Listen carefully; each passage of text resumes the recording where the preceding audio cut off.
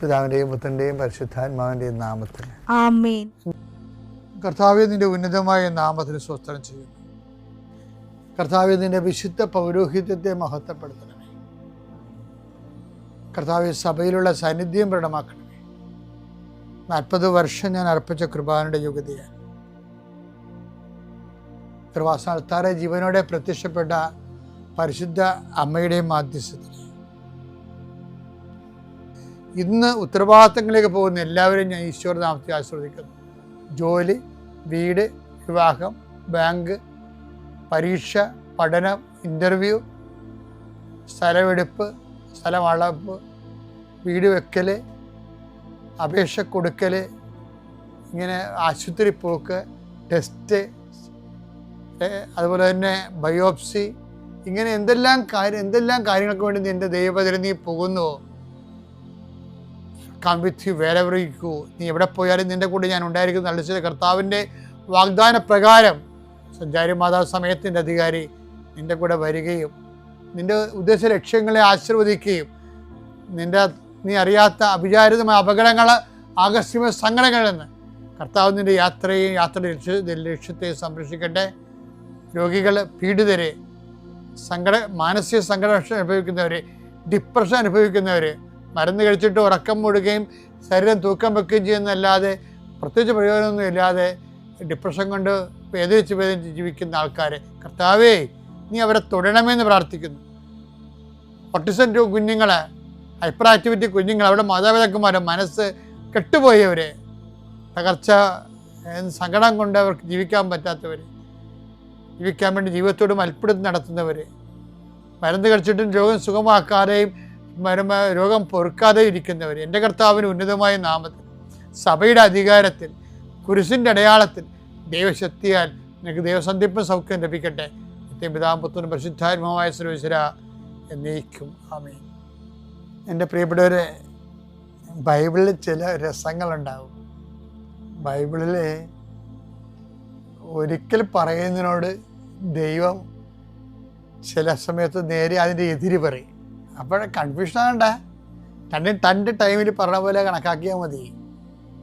ജീവിതത്തിൻ്റെയും 2 ഘട്ടം. ഇപ്പോൾ ഒരു ഘട്ടത്തിൽ ഈശോ എന്താ പറഞ്ഞിരിക്കുന്നത്? മത്തായി 9:13 ബലിയല്ല കരുണയാണ് ഞാൻ ആഗ്രഹിക്കുന്നത് എന്നതിന്റെ അർത്ഥം നിങ്ങൾ പോയി പഠിക്കുക. ഞാൻ വന്നത് നീതിമാന്മാരെ വിളിക്കാനല്ല, പാപികളെ വിളിക്കാനാണ്. അപ്പൊ നീതിമാന്മാരെ വിളിക്കാനല്ല എന്ന് പറഞ്ഞില്ലേ? പിന്നെ ആരെ വിളിക്കാനാണ്? പാപികളെ വിളിക്കാനാണ്. അപ്പം ഇത് ആണ് ഈശോയുടെ നിലപാട്. ഇനി കുറച്ച് കഴിയുമ്പോൾ ഈ നിലപാട് മാറും. പാപികളെ വിളിക്കത്തില്ല. പാപം ചെയ്യാനാണ് ഉദ്ദേശം എന്നുണ്ടെങ്കിൽ അത് ചെയ്തോളാൻ പറയുള്ളൂ. ആദ്യം മുതൽ അവസാനം വരെ പാപം ചെയ്തല്ലേ, പാപത്തിന് പരിഹാരം ഈശോ മാത്രമേ ഉള്ളൂ എന്ന് പറഞ്ഞിട്ട് ബൈബിൾ അവസാനം പറയുവാണേ, ഇനി പാപം ചെയ്യാനുള്ള ആൾക്കാർ ചെയ്തോ, വ്യഭിചരിക്കേണ്ടവർക്ക് വ്യഭിചരിക്കാം, കക്കേണ്ടവർക്ക് കക്കാം, എല്ലാവർക്കും ലൈസൻസ് കൊടുക്കും. വെളിപാട് 22 അനീതി ചെയ്തിരുന്നവൻ ഇനിയും അനീതി ചെയ്തു കൊള്ളട്ടെ, പാപക്കറ പുരണ്ടവൻ ഇനിയും അങ്ങനെ തന്നെ കഴിഞ്ഞു കൊള്ളട്ടെ. ആരും തിരിച്ചു വരേണ്ട ആവശ്യമില്ല. ഒരു ദൂതപുത്രനും തിരിച്ചു വരണ്ട, അവിടെ തന്നെ കിടന്നാൽ മതി. ഒരു പുസ്തകമൊന്നുമില്ല, പന്നിക്കൂടത്ത് തന്നെ കിടന്നാൽ മതി.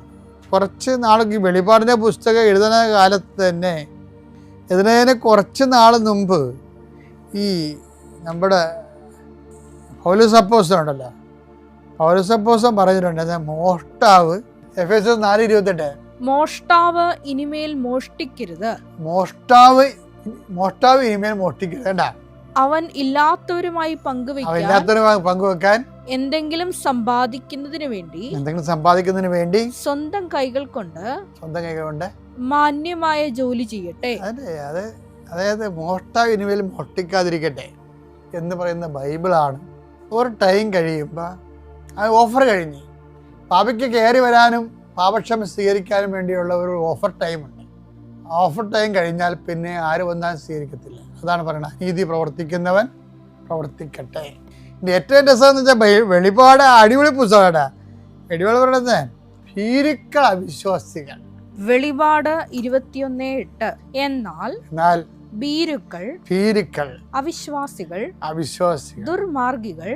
ദുർമാർഗികൾ കൊലപാതകികൾ വ്യഭിചാരികൾ മന്ത്രവാദികൾ വിഗ്രഹാരാധകർ കാപട്യക്കാർ എന്നിവരുടെ ഓഹരി തീയും ഗന്ധകവും എരിയുന്ന തടാകവുമായിരിക്കും.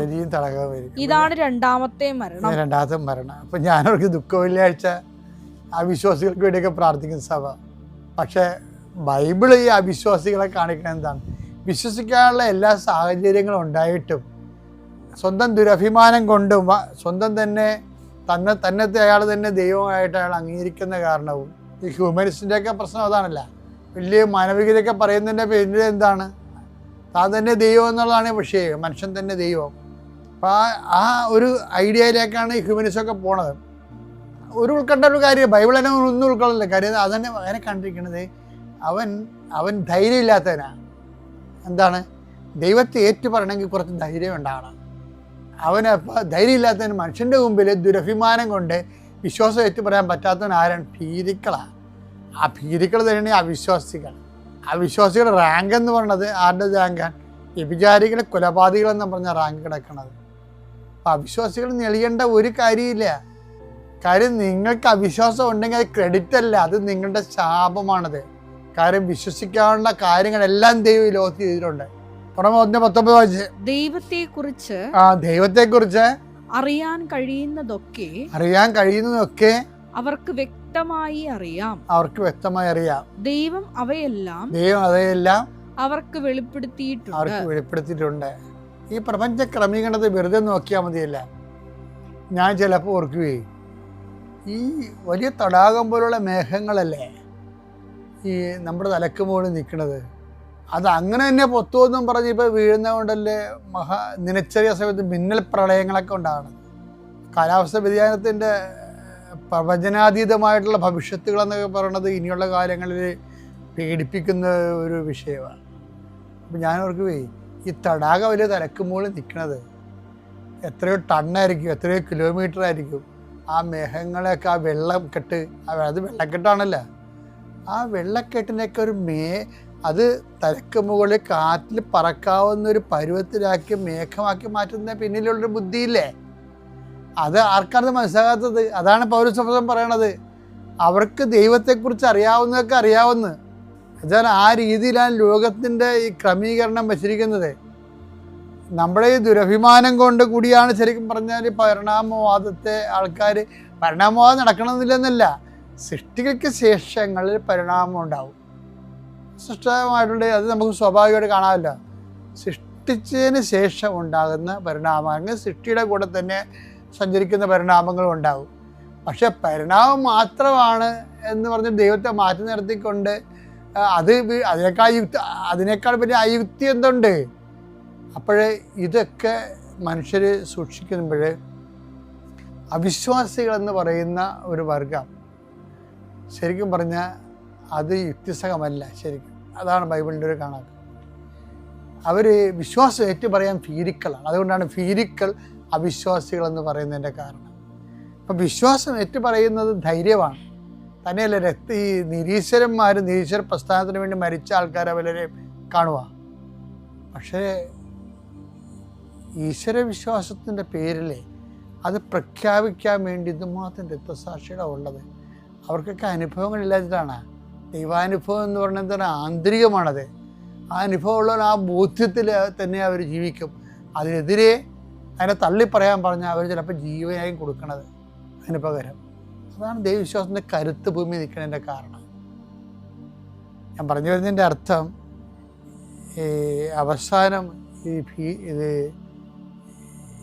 അവസാനം വരെ ദൈവം ഇങ്ങനെ അനുതാപത്തിലേക്ക് പാപികളെ വിളിക്കുന്നുണ്ടെങ്കിലും അനുതാപത്തിൻ്റെ അവസരം നഷ്ടപ്പെടുന്നു.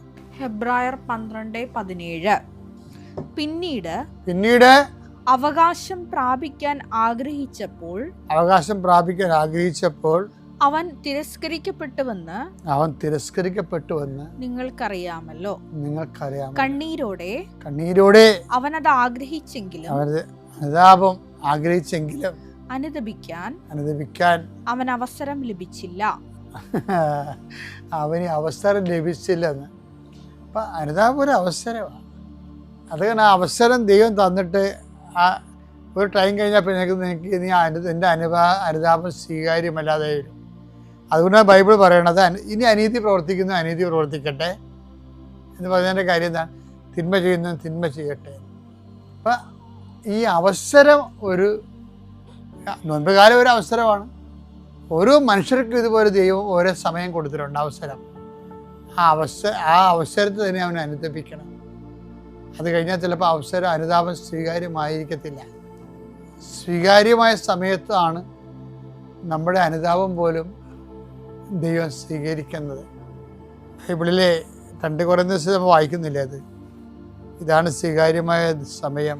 2 കൊരിന്ത്യർ 6:2 അവിടുന്ന് അരുൾ ചെയ്യുന്നു, സ്വീകാര്യമായ സമയത്ത് ഞാൻ നിന്റെ പ്രാർത്ഥന കേട്ടു. രക്ഷയുടെ ദിവസത്തിൽ ഞാൻ നിന്നെ സഹായിക്കുകയും ചെയ്തു. ഇതാ ഇപ്പോൾ സ്വീകാര്യമായ സമയം. ഇതാ ഇപ്പോൾ രക്ഷയുടെ ദിവസം. ഈ നോൻപ് കാലത്തിന്റെ അരൂപി മനസ്സിലായിക്കൊണ്ട് അനുതാപത്തിലേക്ക് വന്ന് ദൈവത്തെ സ്വീകരിക്കാൻ ദൈവം നമ്മളെ സഹായിക്കട്ടെ. പിതാവിന്റെയും പുത്രന്റെയും പരിശുദ്ധാത്മാവിന്റെ നാമത്തിൽ. അമ്മ ജീവനോടെ പ്രത്യക്ഷപ്പെട്ട ഈ ആൾത്താരയിൽ വന്ന് പ്രത്യക്ഷീകരണത്തിന് സാക്ഷിയാക്കി തന്ന പരിശുദ്ധ അമ്മയ്ക്കും എന്നെയും എൻ്റെ കുടുംബത്തെയും മാതാവിനും തിരുക്കുമാരനും കോടാനുകോടി നന്ദി. ഞാൻ ഹരിപ്പാട് കരുവാറ്റ പഞ്ചായത്തിൽ നിന്നും വരുന്നു. എൻ്റെ പേര് അമ്പിളി. ഇതെൻ്റെ മൂത്ത മകൾ ഹരിത, ഇളയ മകൾ ഹർഷ.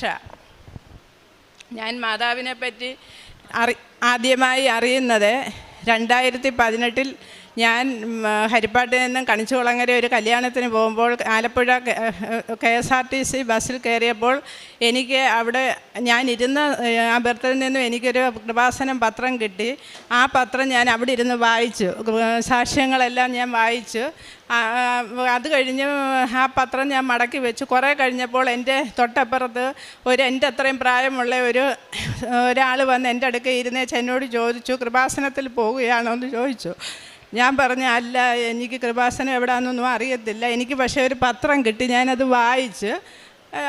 അന്നേരം ഞാൻ ചോദിച്ചു, നിങ്ങളവിടെ പോവാണെന്ന് ചോദിച്ചവൻ പറഞ്ഞു, ഞാൻ അവിടെ പോവാണെന്ന് പറഞ്ഞു. അപ്പം ഞാൻ അവിടെ ഇരുന്നത് ശ്രദ്ധിച്ചു, എവിടെയാണെന്നുള്ളത് ഞാൻ ശ്രദ്ധിച്ചു. അങ്ങനെ ഞാൻ ഇവിടെ കലവൂര് വന്നപ്പോൾ ഇവിടെ ആ സ്ത്രീ അവിടെ ഇറങ്ങുകയും അവിടെ നോക്കിയപ്പോൾ ഒരുപാട് വണ്ടികളും ഒരുപാട് ആൾക്കാരും അവിടെ കണ്ട്. അപ്പം ഞാൻ എൻ്റെ മോളുണ്ടായിരുന്നു, എൻ്റെ കൂടെ ഇളയ മോളുണ്ടായിരുന്നു. ഞാൻ മോളോട് പറഞ്ഞു, നമുക്ക് തിരിച്ചു വരുമ്പോൾ ഇവിടെ ഇറങ്ങി മാതാവിനോട് പ്രാർത്ഥിച്ചിട്ട് പോകണമെന്ന് പറഞ്ഞു.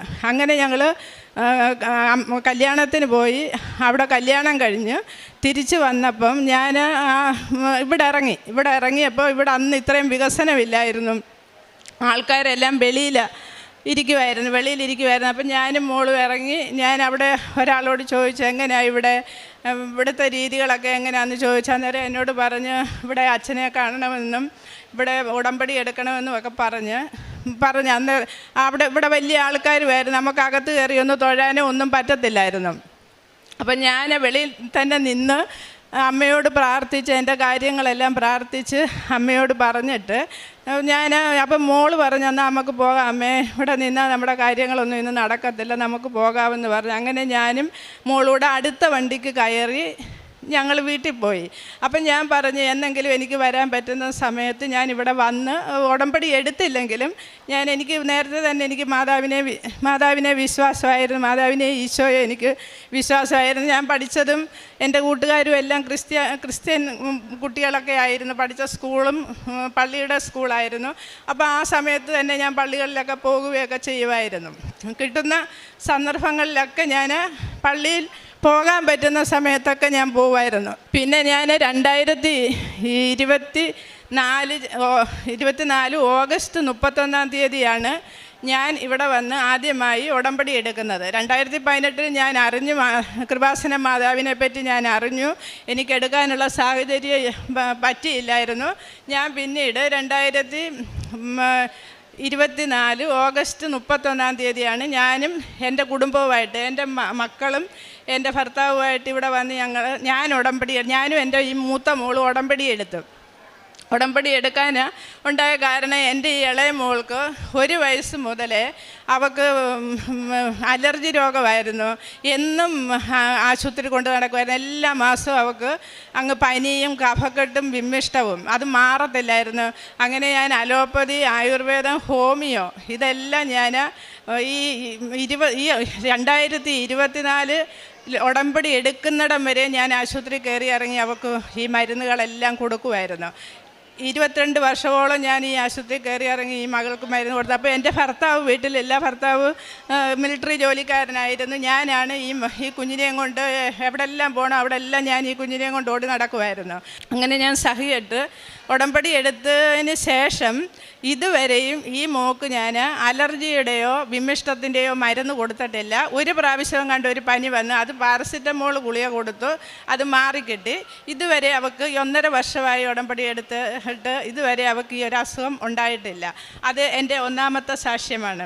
രണ്ടാമത്തത്, എൻ്റെ ഈ മൂത്ത മകൾക്ക് മൂത്ത മകൾ പറയും. എൻ്റെ പേര് ഹരിത. ഞാൻ 2017 മുതൽ ഒരു ജോലിക്ക് വേണ്ടി ട്രൈ ചെയ്യുമായിരുന്നു. ആദ്യം കുറേ നാൾ PSC പഠിച്ചു, പിന്നീട് ബാങ്ക് കോച്ചിങ്ങിനും പോയി. എന്നിട്ടൊന്നും എനിക്കൊരു ജോലി ശരിയാകുന്നില്ലായിരുന്നു. പിന്നീട് ഞാനൊരു ജോലി അത്രയും ആവശ്യമുള്ളതുകൊണ്ട് തന്നെ ഒരു പ്രൊഫഷണൽ കോഴ്സ് എടുത്ത് പഠിച്ചു. എന്നിട്ട് ഹസ്ബൻഡ് ദുബായിലായിരുന്നു വർക്ക് ചെയ്യുന്നത്. അവിടെ ഞാൻ പോയി. എന്നിട്ടും എനിക്ക് ജോലിയൊന്നും എനിക്ക് ശരിയാകുന്നില്ലായിരുന്നു. അവസാനം ഞാനൊരു എക്സ്പീരിയൻസ് ഇല്ലാത്തതിൻ്റെ പേരിൽ എനിക്ക് വളരെ ബുദ്ധിമുട്ടായിരുന്നു ഒരു ജോലി കിട്ടാനായിട്ട്. പിന്നെ ഞാൻ ഇവിടെ വന്ന് ഉടമ്പടി എടുത്തു. ഇവിടെ വന്ന് ഉടമ്പടി എടുത്തതിന് ശേഷം അതിന് മുന്നേ ഞാൻ കുറേ ഇൻ്റർവ്യൂ അറ്റൻഡ് ചെയ്തു. പക്ഷേ എല്ലാവരും വിളിക്കാമെന്ന് പറയുന്നതല്ലാതെ എനിക്ക് അവർ പിന്നീട് വിളിക്കുന്നില്ലായിരുന്നു. പിന്നെ ഞാൻ ഈ ഉടമ്പടി എടുത്തതിന് ശേഷം ചെന്ന എല്ലാ ഇൻ്റർവ്യൂസും എനിക്ക് പാസ്സാകുകയും ചെയ്തു. അവിടുന്ന് എനിക്ക് ഒരേ സമയത്ത് തന്നെ 2 ജോലിക്ക് എന്നെ വിളിക്കുകയും ചെയ്തു. അതിൽ ഞാൻ പഠിച്ച ഫീൽഡിലെ ജോലി തന്നെ എനിക്ക് സെലക്ട് ചെയ്യാനുമുള്ള ഒരു അനുഗ്രഹം എൻ്റെ അമ്മ എനിക്ക് തന്നു. ആ സമയത്ത് ഞാൻ ഏറ്റവും മനസ്സിലാക്കിയ കാര്യം എന്ന് വെച്ചാൽ സെയിം ക്വാളിഫിക്കേഷൻ ആയിരുന്നു മുമ്പും ഉള്ളത്, പിന്നെ ഉള്ളത്. പക്ഷേ ഇപ്പോൾ എനിക്ക് മനസ്സിലാക്കാൻ പറ്റിയ കാര്യം, not by merit, by grace വഴിയാണ് എനിക്ക് ആ ജോലി കിട്ടിയെന്നുള്ള കാര്യം എനിക്ക് ആ സമയത്ത് എനിക്കത് എൻ്റെ ഉൾക്കൊള്ളാനും മനസ്സിലാക്കാനും എനിക്ക് കഴിഞ്ഞു. അതായിരുന്നു. പിന്നീട് എനിക്ക് എനിക്ക് ജോലി കിട്ടുന്നതിന് മുന്നേ ഹസ്ബൻഡിന് സാലറി ഇച്ചിരി കുറവായിരുന്നു. അതായത് നമുക്ക് അവിടെ ദുബായ് ആകുമ്പോൾ റെൻ്റൊക്കെ ഭയങ്കര കൂടുതലാണ്. അപ്പം നമുക്ക് എക്സ്പെൻസ് നമ്മളെ കൊണ്ട് താങ്ങാൻ പറ്റാത്തൊരു എക്സ്പെൻസായി. അപ്പം ഞാൻ അമ്മയോട് അത്രയും പ്രാർത്ഥിച്ചു, അമ്മയെ കുറച്ചും കൂടെ, കാരണം നമ്മൾ റെൻറ്റ് കഴിഞ്ഞാൽ പിന്നെ നമുക്ക് ആഹാരത്തിനുള്ള മാത്രമുള്ള പൈസയേ ഉള്ളൂ. അപ്പം ഞാൻ പ്രാർത്ഥിച്ചു, മാതാവേ ഒരു ഇച്ചിരി ശമ്പള വർധനവ് കൊടുക്കണേ. അതും മാതാവ് പ്രാർത്ഥിച്ച 1 മാസത്തിനുള്ളിൽ തന്നെ മാതാവ് ആ അനുഗ്രഹം എനിക്ക് തന്നു. പിന്നീട് എനിക്ക് ഉണ്ടായിരുന്ന ഒരു വലിയ തടസ്സം വെച്ചാൽ എനിക്കിവിടെ വന്ന് എനിക്ക് സാക്ഷ്യം പറയണമായിരുന്നു. അപ്പോൾ 1 വർഷം കഴിഞ്ഞിട്ടും എൻ്റെ ലീവ് എനിക്ക് അപ്രൂവ് ആയി കിട്ടുന്നത്. അതെന്താണെന്ന് വെച്ചാൽ എൻ്റെ കൂടെ ജോലിക്ക് വന്നൊരു കുട്ടി, അവൾക്ക് തൊണ്ടയ്ക്കൊരു പ്രശ്നമായിട്ട് അവൾ ജസ്റ്റ് 1 മാസത്തെ ലീവിന് വന്ന് തൊണ്ട കാണിക്കാൻ വേണ്ടി വന്നേ. അപ്പോൾ അങ്ങനെ ചെയ്തപ്പോൾ അവൾക്ക് ക്യാൻസറിൻ്റെ തുടക്കമായിരുന്നു. അപ്പോൾ അവൾക്ക് ട്രീറ്റ്മെൻറ്റ് ചെയ്യണമായിരുന്നു. അപ്പോൾ വർക്ക് ഫ്രം ഹോം ഞങ്ങളുടെ കമ്പനി അനുവദിച്ച് കൊടുത്തു അവൾക്ക്.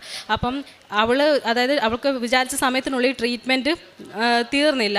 അപ്പോൾ എന്നോട് പറഞ്ഞു, ഞാൻ അപ്പോഴത്തേക്ക് എൻ്റെ ലീവ് അപ്രൂവായി, ഞാൻ ടിക്കറ്റും എടുത്ത് വെച്ചിരുന്നു. അവസാന നിമിഷം അവർ പറഞ്ഞു ആ കുട്ടി വരാതെ എന്നെ വിടുകയല്ല എന്ന് പറഞ്ഞു, നാട്ടിലോട്ട് വിടത്തില്ല. അപ്പം എനിക്ക് കാരണം ടിക്കറ്റും എടുത്ത് വെച്ച് എനിക്കിവിടെ വന്ന് സാക്ഷ്യം എനിക്ക് പറയണം, അതാണ് എൻ്റെ ഏറ്റവും ഫസ്റ്റ് ഇമ്പോർട്ടൻസ്. അപ്പോൾ എനിക്ക് അത് ഭയങ്കര വിഷമമായി. ഞാൻ മാതാവിനോട് പറഞ്ഞു, മാതാവ് ഇതിനകത്ത് ഇടപെടണേ, അവളെ അവിടെ അസുഖങ്ങളെല്ലാം കുറച്ച് അവിടെ ട്രീറ്റ്മെൻറ്റും കഴിഞ്ഞ് അവളെ എത്തിക്കണേന്ന് ഞാൻ പറഞ്ഞു. ഞാൻ എൻ്റെ ലീവ് അനുവദിച്ച് കിട്ടുന്ന 2 ദിവസത്തേക്ക് മുന്നേ ആയിട്ട് അവൾ പൂർണ്ണ ആരോഗ്യത്തോടെ കൂടി ഇപ്പോൾ തിരിച്ചെത്തിയിട്ടുണ്ട്. ഇപ്പോൾ അവൾ വന്നതുകൊണ്ടാണ് എനിക്കിവിടെ ലീവ് കിട്ടി എനിക്കിപ്പോൾ വന്ന് എനിക്ക് ഈ സാക്ഷ്യം പറയാൻ കഴിഞ്ഞതും. ഹസ്ബൻഡിന് എന്നും വയറ്റിൽ വേദനയും, അത് സ്കാൻ ചെയ്തപ്പോൾ പിത്തസഞ്ചിയിൽ 4.4 mm ഒരു കല്ലുണ്ടെന്ന് പറഞ്ഞു. അത് പോയില്ലെങ്കിൽ അത് ഓപ്പറേഷൻ ചെയ്യണമെന്ന് ഡോക്ടർ പറഞ്ഞ് അത് ഞാൻ മാതാവിനോട് പ്രാർത്ഥിച്ച്, മാതാവേ ഇനി ഓപ്പറേഷൻ ചെയ്യേണ്ട ഒരു അവസ്ഥ വരുത്തരുതേ, അത് മാതാവ് ആ കാലിൽ അതുപോലെ എടുത്ത് മാറ്റി തരണമേ എന്നും ഞാൻ മാതാവിനോട് അന്ന് മുതലും പ്രാർത്ഥിച്ചു. 3 മാസം കഴിഞ്ഞപ്പോൾ വീണ്ടും അത് വീണ്ടും സ്കാൻ ചെയ്തപ്പോൾ ആ കല്ല് അവിടെ ഇല്ലാതെ അപ്രത്യക്ഷമായി. അങ്ങനെ ഞങ്ങൾക്ക് ആ ഒരു അനുഗ്രഹവും തന്നു. അത് മാതാവിൻ്റെ എണ്ണയും മാതാവിൻ്റെ വിശുദ്ധ തൈലവും ഉപ്പും തേനും കഴിച്ചതിൻ്റെ ഫലമായി ആ കല്ല് പരിപൂർണമായും മാറ്റി ഞങ്ങൾക്ക് സൗഖ്യം തന്ന് മാതാവ് ഈശോയും ഞങ്ങളെ അനുഗ്രഹിച്ച്. 4ാമത്തെ സാക്ഷി, എൻ്റെ കൈ എന്നും എൻ്റെ കൈ മടങ്ങിയ നൂരാൻ പാടാണ്. ഭയങ്കര വേദനയായിരുന്നു. ഇത് കുറച്ച് നാൾ കൊണ്ടുണ്ടായിരുന്നു. ഈ ഉടമ്പടി എടുത്തതിന് ശേഷം ഞാൻ എന്നും ഇവിടുത്തെ വിശുദ്ധ തൈലം എൻ്റെ കയ്യിൽ പെരട്ടി അതിൻ്റെ ഫലമായി എനിക്ക് ആ വേദനയും ആ മടക്കിനും എനിക്ക് സൗഖ്യം തന്ന് മാതാവും ഈശോയും ഞങ്ങളെ അനുഗ്രഹിച്ച്. ഇത്രയുമാണ് ഞങ്ങളുടെ സാക്ഷ്യം. കാരുണ്യ പ്രവൃത്തി ഇവിടെ നിന്നും കിട്ടുന്ന പത്രം ഞാൻ മേടിച്ച് അത് വിശ്വാസ പ്രമാണവും പ്രാർത്ഥനയും ചൊല്ലിയതിന് ശേഷം ഹരിപ്പാട് ടൗണുകളിലും കടകളിലും ആശുപത്രികളിലും ഞാനത് അർഹതപ്പെട്ടവരുടെ കയ്യിൽ എത്തിച്ചു കൊടുക്കുന്നു. പിന്നെ ഞങ്ങളുടെ പരിസരത്തുള്ള ആൾക്കാരുടെ കയ്യിലൊക്കെ ഞാൻ ആദ്യമൊക്കെ കൊടുക്കുമായിരുന്നു. പിന്നെ അവർ 3ാമത്തെ പ്രാവശ്യം ഉടമ്പടി എടുത്തപ്പം പറഞ്ഞു, അവിടെ ഞങ്ങളുടെ ആ പരിസരത്തൊക്കെ ഒരുപാട് ആൾക്കാർ ഇവിടെ വന്ന് ഉടമ്പടി എടുത്തിട്ടുണ്ട്.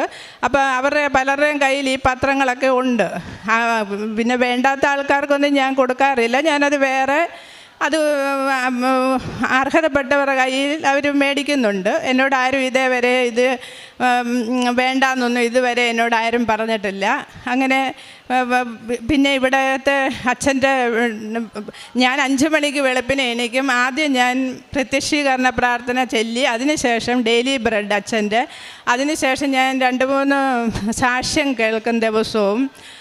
ഇത് ഞാൻ എൻ്റെ വാട്സപ്പിലുള്ള കൂട്ടുകാർക്കും ബന്ധുക്കൾക്കുമൊക്കെ ഞാൻ ഷെയർ ചെയ്ത് കൊടുക്കുന്നുണ്ട്. പിന്നെ ചൊവ്വാഴ്ചയുള്ള ധ്യാനം എല്ലാ ചൊവ്വാഴ്ചകളിലും ഞാൻ ധ്യാനം കൂടാറുണ്ട് ഓൺലൈനായിട്ട്. ചില സമയത്തെങ്ങാണ് എവിടെയെങ്കിലും ഒന്ന് പോകേണ്ടതായിട്ട് വന്നാൽ അന്ന് കൂടത്തില്ല. അത് പിന്നീട് ഞാനത് പിറ്റേ ദിവസം ഞാൻ അത് കാണുകയും ചെയ്യും, ഷെയർ ചെയ്യുകയും ചെയ്യുന്നുണ്ട്. കാരുണ്യപ്രവർത്തനം ഞങ്ങളെ കൊണ്ട് എൻ്റെ ഭർത്താവ് കാരുണ്യപ്രവർത്തനം കൂടുതൽ ചെയ്യുന്ന ആളാണ്, ഞാനും ചെയ്യും. എൻ്റെ മോളും ഇപ്പം ജോലി കിട്ടിയതിന് ശേഷം അവളെ കൊണ്ട് പറ്റുന്ന രീതിയിലെല്ലാം അവളും ചെയ്യുന്നുണ്ട്. ഞങ്ങൾ പണ്ട് മുതലേ ആർക്കെങ്കിലും സാധുക്കൾക്ക് ദാനം ചെയ്യുന്ന കൂട്ടത്തിലാണ്. ഇന്നും അത് തന്നെ മുന്നോട്ട് കൊണ്ടുപോയിക്കൊണ്ടിരിക്കുകയാണ്. ബൈബിള് ഞാൻ ദിവസവും വായിക്കും. അത് 2018 മുതലേ ഞാൻ ബൈബിൾ വായിക്കുന്നുണ്ട്. എന്ന് ഞാൻ ഈശോയെയും മാതാവിനെയും കൂടുതൽ അറിയാൻ തുടങ്ങി അന്ന് മുതലേ ഞാൻ ബൈബിൾ വായിക്കുന്നുണ്ട്. ഇന്ന് വരെ അതിനൊരു മുടക്കവും വന്നിട്ടില്ല. പിന്നെ ജപമാല ഞാൻ ആദ്യം ഉടമ്പടി എടുക്കാൻ വന്നപ്പോൾ ഇവിടെ നിന്നും എനിക്കൊരു ജപമാല കിട്ടിയിരുന്നു. ഈ ആൾത്താരയിൽ നിന്ന് എനിക്കൊരു ജപമാല കിട്ടിയിരുന്നു. അത് ഞാൻ വീട്ടിൽ കൊണ്ടുപോയി വെച്ചിരുന്ന്. എനിക്ക് ജപമാല അറിയത്തില്ലായിരുന്നു. കൂടുതലായിട്ട് എനിക്ക് ജപമാല എങ്ങനെയാണെന്നുള്ളതൊന്നും അറിയത്തില്ലായിരുന്നു. ഞാൻ ഇവിടുത്തെ ജപമാലയുടെ ധ്യാനത്തിന് മുന്നോടിയായിട്ടുള്ള ജപമാല കേട്ട് പഠിച്ച് ഞാനതിപ്പോൾ എന്നെക്കൊണ്ട് പറ്റുന്ന രീതിയിൽ ഇപ്പം ഞാൻ മാതാവിനോട് പറഞ്ഞിട്ടുണ്ട്. ഞങ്ങൾ ഹിന്ദു മതത്തിൽപ്പെട്ട ആൾക്കാരാണ്. അപ്പം ഞാൻ മാതാവിനോട് പറഞ്ഞിട്ടുണ്ട്, എനിക്ക് കൂടുതലൊന്നും അറിയത്തില്ല മാതാവേ, ഞാൻ ചെല്ലുന്നത് മാതാവ് അത് അംഗീകരിച്ചെടുക്കുക. അങ്ങനെ ഞാൻ പറഞ്ഞാണ് ഞാൻ ചെല്ലുന്നത്. എന്നാലും ഞാൻ ദിവസവും മാക്സിമം എന്നെക്കൊണ്ട് പറ്റുന്നിടത്തോളം ഞാൻ ഒരു കൊന്തയെങ്കിലും ഒരു ദിവസം ചൊല്ലി പൂർത്തീകരിച്ച് ബൈബിളും വായിച്ചിട്ടാണ് ഞാൻ എൻ്റെ ബാക്കിയുള്ള കാര്യങ്ങൾ ഞാൻ ദിവസവും തുടങ്ങുന്നത് തന്നെ. ആദ്യം ഞാൻ പ്രാർത്ഥന കഴിഞ്ഞിട്ട് എൻ്റെ കാര്യങ്ങൾ ഞാൻ തുടങ്ങത്തുള്ളൂ. ഇതൊക്കെയാണ് എൻ്റെ ആത്മീയമായും ഭൗതികമായും ഒക്കെയുള്ള വളർച്ചകളും എല്ലാം. പിന്നെ ഇത്രയും അനുഗ്രഹങ്ങൾ എനിക്കും എൻ്റെ മക്കൾക്കും എൻ്റെ കുടുംബത്തിനും എൻ്റെ ഭർത്താവിനും മരുമകനും എല്ലാവർക്കും തന്ന മാതാവിനും തിരുക്കുമാരനും കോടാനുകോടി നന്ദി ഞാനും എൻ്റെ കുടുംബവും അർപ്പിക്കുന്നു. നിങ്ങൾ എന്നെ തിരഞ്ഞെടുക്കുകയല്ല, ഞാൻ നിങ്ങളെ തിരഞ്ഞെടുക്കുകയാണ് ചെയ്തത്. നിങ്ങൾ പോയി ഫലം പുറപ്പെടുവിക്കുന്നതിനും നിങ്ങളുടെ ഫലം നിലനിർത്തുന്നതിനും വേണ്ടി ഞാൻ നിങ്ങളെ നിയോഗിച്ചിരിക്കുന്നു. ഹോം ലീവിന് വേണ്ടി അപ്ലൈ ചെയ്തപ്പോൾ അവിടെ ഹോം ലീവ് കിട്ടില്ലായിരുന്നു ദുബായിൽ നിന്ന് ഇങ്ങോട്ട് വരാനായിട്ട്.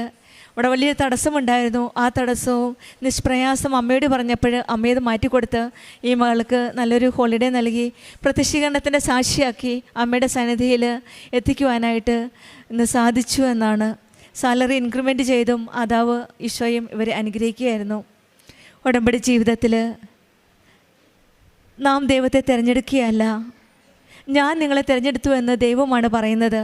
കൃപാസനം ഉടമ്പടി ഒരു തിരഞ്ഞെടുപ്പും ഒരു സമർപ്പണവുമാണ്.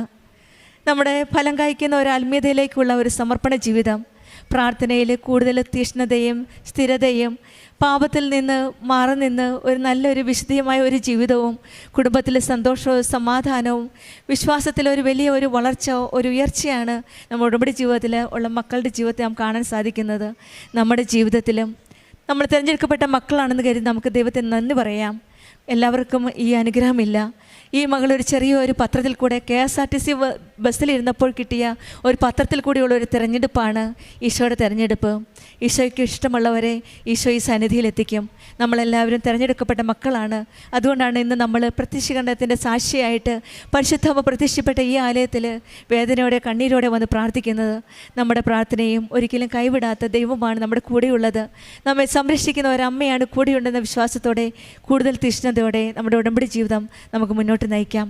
അമ്പിളിക്കും കുടുംബത്തിനും ലഭിച്ച എല്ലാ അനുഗ്രഹങ്ങൾക്കും നമുക്ക് കരങ്ങളടിച്ച് ദൈവത്തെ മഹത്വപ്പെടുത്താം. യേശുവേ നന്ദി, യേശുവേ സ്തുതി. സാക്ഷ്യം പറയാൻ എന്നെ അനുവദിച്ചതിന് ഒരുപാട് നന്ദി പറയുന്നു. ഇതെൻ്റെ ഭാര്യ മിനിമോൾ, എൻ്റെ മോൾ പൗത്ര, ഒരു മോളും കൂടി ഉണ്ട്. ഞാനിവിടെ വരുന്നത് 2024 ഞാൻ ആദ്യമായിട്ട് എൻ്റെ വൈഫാണ് ഇവിടെ ഉടമ്പെടുക്കാൻ വന്നത്. അപ്പം ഞാനിവിടെ കയറിയില്ല, കാരണം ഞാൻ ഭയങ്കര മദ്യപാനിയായിരുന്നു. ഞാൻ മദ്യം എന്ന് വെച്ച് കഴിഞ്ഞാൽ ഒരു ഫുള്ളൊക്കെ അടിച്ചാലും എനിക്കൊന്നും ആകത്തില്ല. ഞാൻ ഡ്രൈവറാണ്, ലോകമൊത്തം ഓടുന്ന ഡ്രൈവർ. പക്ഷേ വൈകുന്നേരമായ മൊത്തം കള്ളുകൂടിയാണ്. ഇവിടെ വൈഫ് ഉടമ്പെടുക്കാൻ വന്നപ്പോഴത്തേക്ക് ഞാൻ ഇവിടെ കയറിയില്ല. ഞാനിവിടെ വഴക്കുണ്ടാക്കിയിട്ട് അപ്പുറത്ത് ബാറിൽ പോയി കള്ളു കുടിക്കുമായിരുന്നു. ഒരാഴ്ച കഴിഞ്ഞപ്പോഴത്തേക്ക് എന്നെ ആരോന്ന് വിളിക്കുന്നു രാത്രി, നീ എണീറ്റ് രാവിലെ പള്ളി വരണമെന്ന്. ഞാനിത് ആരാ വിളിക്കുന്നത് നോക്കുമ്പോൾ ആരും കാണുന്നില്ല. 3 പ്രാവശ്യം വിളിച്ച്. പിറ്റേ ദിവസം ഇവിടെ വന്ന് ഉടമ്പെടുക്കാൻ വന്നപ്പോഴത്തേക്ക് ഇവിടെ പറഞ്ഞു ഒരാൾക്ക് എടുക്കാൻ പറ്റത്തുള്ളൂ. ഞാൻ പിന്നെ ഇവിടെ മാനേജർ ചോദിച്ചപ്പോൾ പറഞ്ഞു എടുക്കാൻ പറ്റും, കുഴപ്പമില്ലെന്ന് പറഞ്ഞു. അങ്ങനെ ഞാൻ ഉടമ്പടി എടുത്തു. അപ്പോൾ എൻ്റെ വൈഫും മക്കളും പറഞ്ഞു അച്ഛനെ കൊണ്ട് ഇത് പറ്റത്തില്ല, കാരണം വെച്ചാൽ അച്ഛൻ എപ്പോഴും കുടിയാണ്. ഞാനൊരു ഹിന്ദുവാണ്. ഞാനിത് ഉടമ്പടി പൂർണ്ണമായി പാലിച്ചു ജീവിക്കാൻ തുടങ്ങി.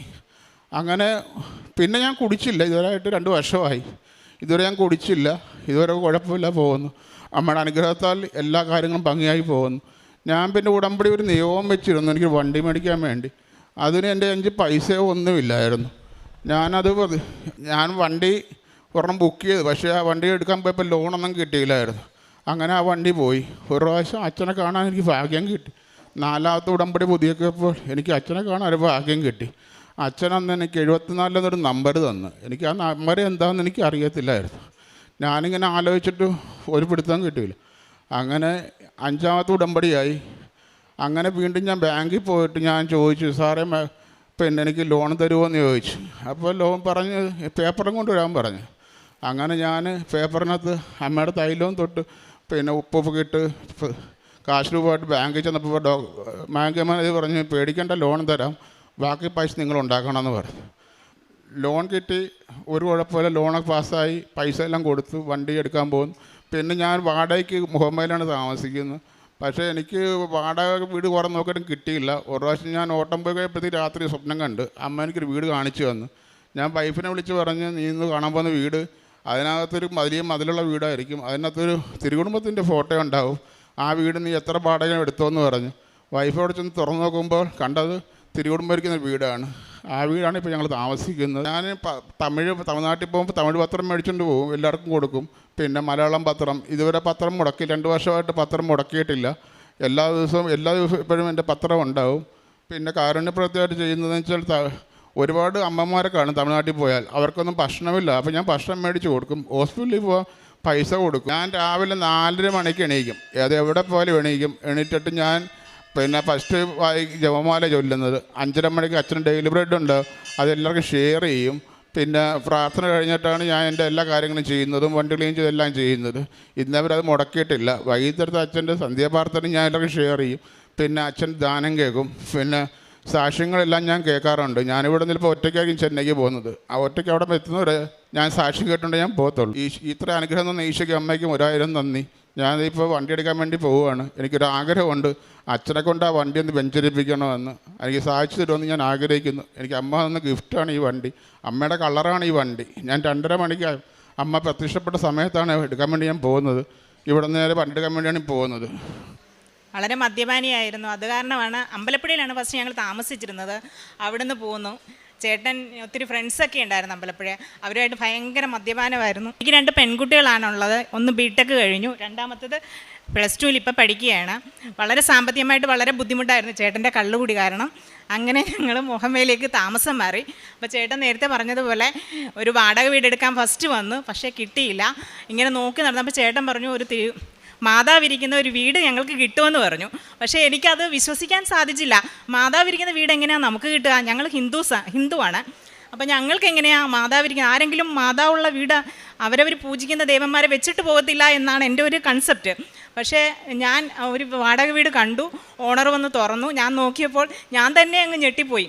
എന്ന് വെച്ചാൽ ഒരു തിരുകുമാരൻ്റെ ഒരു പ്ലാസ്റ്റർ ഓഫ് പാരീസിൻ്റെ ഒരു തിരുകുമാരൻ്റെ ഒരു തിരുകുടുംബം എന്ന് പറയാം. എനിക്കത് കണ്ടപ്പോൾ വളരെ സന്തോഷം കൊണ്ട് വയ്യ. അങ്ങനെ ചേട്ടനോട് ഞാൻ വിളിച്ചു പറഞ്ഞു 9,000 രൂപയാണ് അതിൻ്റെ വാടക. അപ്പോൾ ഞങ്ങൾക്കൊണ്ടത് താങ്ങാൻ പറ്റുമോ എന്ന് എനിക്കൊരു ബുദ്ധിമുട്ടായിരുന്നു. ഞങ്ങൾക്ക് അമ്പലപ്പുഴ വീടുണ്ട്, അത് വാടകയ്ക്ക് കൊടുത്തിട്ടാണ് ഞങ്ങളിവിടെ വന്നത്. അപ്പോൾ അവിടുന്ന് 6,000 രൂപ കിട്ടും. പിന്നെ ഞങ്ങൾക്ക് പറ്റുമോ ഇല്ലയോ എന്നുള്ളൊരു സങ്കടം ഉണ്ടായിരുന്നു. പക്ഷേ ചേട്ടൻ പറഞ്ഞു അതെടുത്തോളൂ എന്ന് പറഞ്ഞു. അങ്ങനെ ഞങ്ങൾ ആ വീടെടുത്തു. ആ വീട്ടിൽ ഞങ്ങൾ വളരെ സന്തോഷത്തോടു കൂടി താമസിക്കുകയാണ്. അപ്പോഴാണ് ചേട്ടനൊരു വണ്ടി എടുക്കണമെന്ന് ഭയങ്കര ആഗ്രഹമായിരുന്നു. ആദ്യമൊക്കെ വണ്ടി എടുത്ത് വളരെ നഷ്ടത്തിൽ. ഞങ്ങൾ ബാംഗ്ലൂരായിരുന്നു കുറേ വർഷം. അത് കഴിഞ്ഞാണ് നാട്ടിൽ വന്നത്. അപ്പോൾ ചേട്ടൻ വണ്ടിയെടുത്ത് ഒത്തിരി നഷ്ടത്തിലൊക്കെ പോയി. പിന്നെ കള്ളുകൂടി അങ്ങനെയൊക്കെയുള്ള ബുദ്ധിമുട്ടുകളുണ്ടായിരുന്നു. എങ്കിലും ഞങ്ങൾ വണ്ടി എടുത്തില്ല.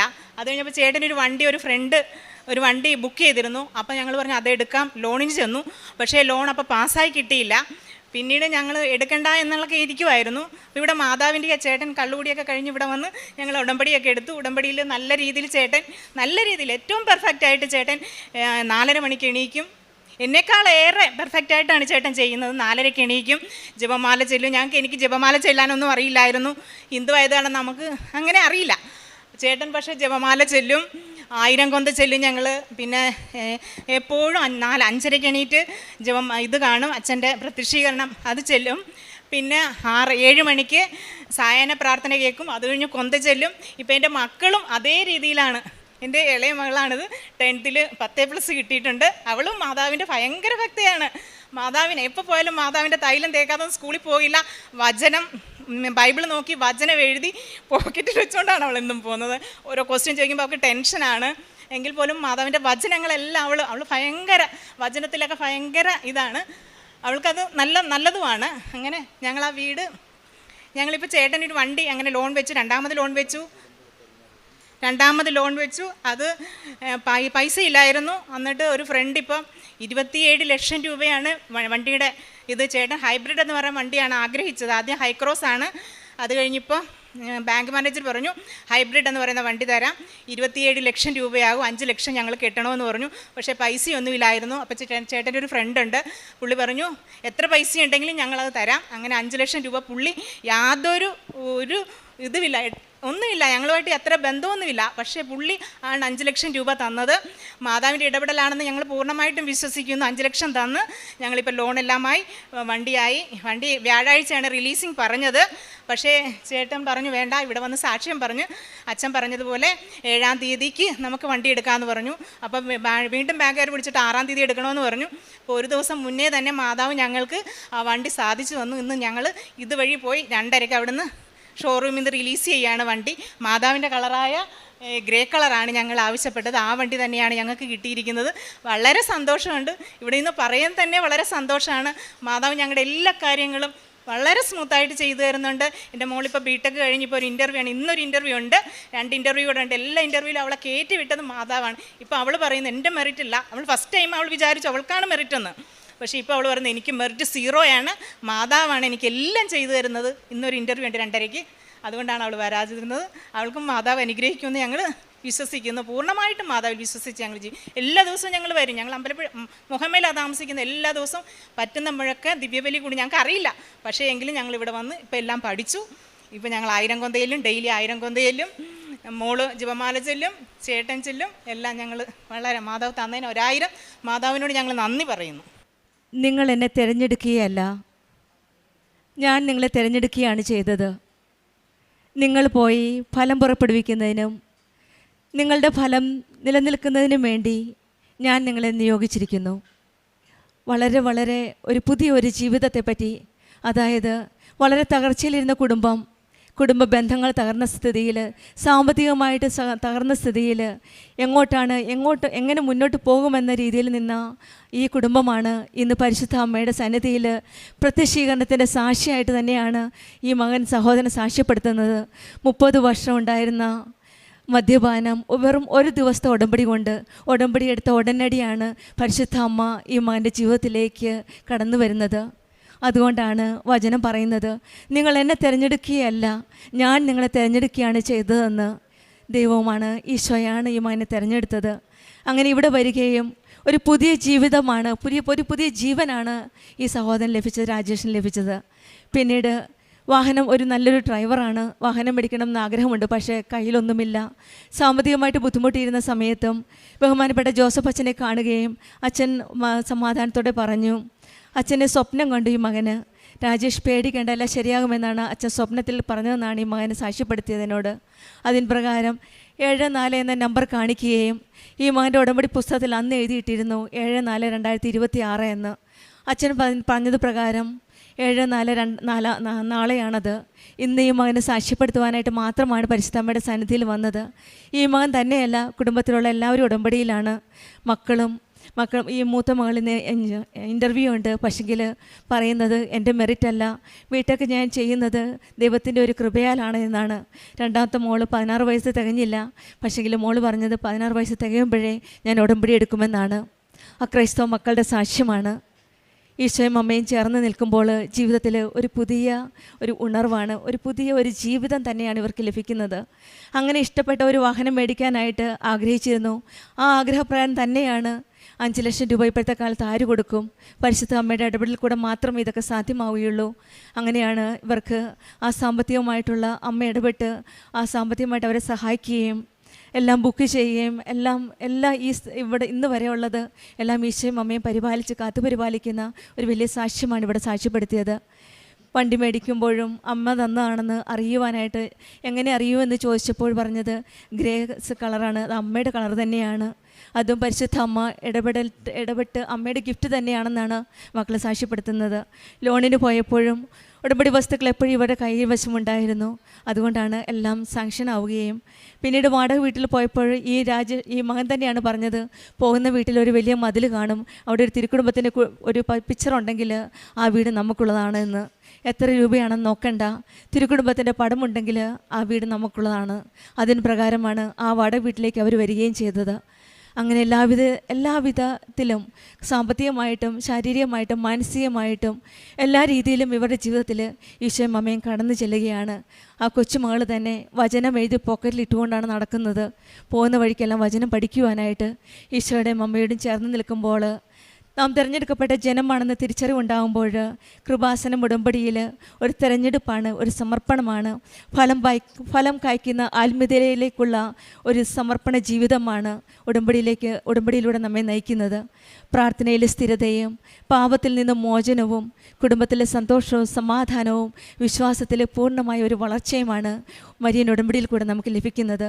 നമ്മുടെ ജീവിതത്തിലും ദൈവത്തിൻ്റെ തിരഞ്ഞെടുക്കപ്പെട്ട മക്കളാണെന്ന് നമുക്ക് വിശ്വസിക്കാം. നമ്മുടെ ഹൃദയം ശുദ്ധമാക്കി സ്നേഹത്തിലും ക്ഷമയിലും വിശ്വാസത്തിലും വിശ്വസ്തയോടെ നമുക്ക് ഉടമ്പടി ചെയ്ത് മുന്നോട്ട് നയിക്കാം. നമ്മൾക്കും ഈശോയും അമ്മയും കനിഞ്ഞു നൽകിയ എല്ലാ അനുഗ്രഹങ്ങളും പരിശുദ്ധ അമ്മയുടെ മധ്യസ്ഥതയിലൂടെ രാജേഷിനും കുടുംബത്തിനും ലഭിച്ച എല്ലാ അനുഗ്രഹങ്ങൾക്കും നമുക്ക് കരങ്ങളടിച്ച്